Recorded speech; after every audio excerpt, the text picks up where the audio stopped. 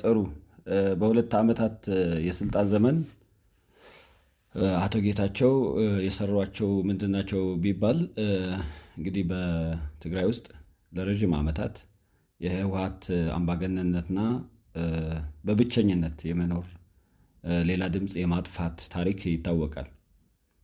ስለዚህ በዚህ ሁለት ዓመት ትልቁ ነገር ብዬ የማስበው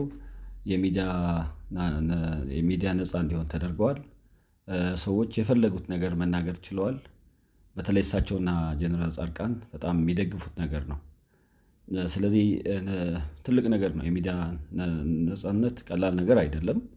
ለሌሎች እድል የሚከፍት ነው። ትልቅ ነገር ነው። ስለዚህ ብዙ ሰው የመሰለው እንዲናገር ስለ ትግራይ፣ ስለ ትውልዱ፣ ስለ ጦርነቱ፣ ስለ መፍትሄው፣ ስለ ችግሩ፣ ስለ ሁሉም ነገር ማለት ነው። እነዚህ ነገሮች በጣም ትልቅ ነገሮች ናቸው። አቶ ጌታቸውን በተለየ ሁኔታ የሚያስመሰግኗቸው ናቸው። ለእሳቸው እንቅፋት የሆነ ነገር ምንድነው ካልከኝ፣ ያው ድርጅቱ ራሱ ነው። ከየትኛውም ድርጅት በተለየ ሁኔታ እንግዲህ በምጠብቀው ሌሎች ድርጅቶች አቶ ጌታቸውን ተፈታትነው ከሆነ ነው።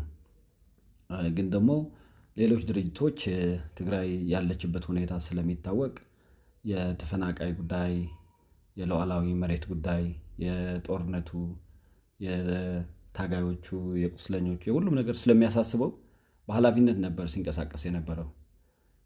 ህወሓት ግን እሳቸው የወጡበት ህወሓት ግን የእሳቸው ጠላት ሆኖ የእሳቸው ተቃራኒ ሆኖ እሳቸውን ለመግደል እስከ ማሰብ የደረሱበት ጊዜ ነው የነበረው። ብዙ ጊዜ ማለት ነው። በይፋም በድብቅም ማለት ነው። ስለዚህ ትልቁ እንቅፋት ሆኖ የነበረው ህወሓት ራሱ ነው። ከአሁኑ ተሻሚ ምን ይጠበቃል ያልከው ነገር እኔ ምንም አልጠብቅም እውነት ለመናገር።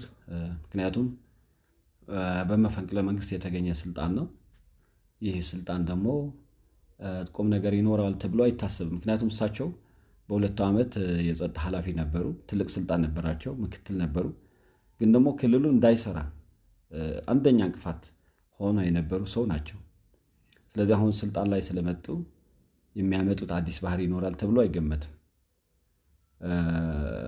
ይልቁን ሊያደርጉት የሚችሉ ነገር የራሳቸውን ስልጣን ለማደላደል ከህወሓት ጋር የሚኖራቸው ቁርሾ ማኔጅ ለማድረግ ጊዜ የሚያጠፉ ሰው ይመስሉኛል። እና ጥሩ ነገር ለመስራት ቀናነቱም አቅሙም ያላቸው አይመስለኝም። ስለዚህ ምን ትጠብቃለህ ብትለኝ፣ የምጠብቀው ነገር ምንም ብዙም ነገር የለም። የምንጠብቀው እንግዲህ በምርጫው በሚቆም መንግስት ወይም ከዛ በፊት በሚኖር ለውጥ የተሻለ ነገር እንዲመጣ ነው የምንሰራው።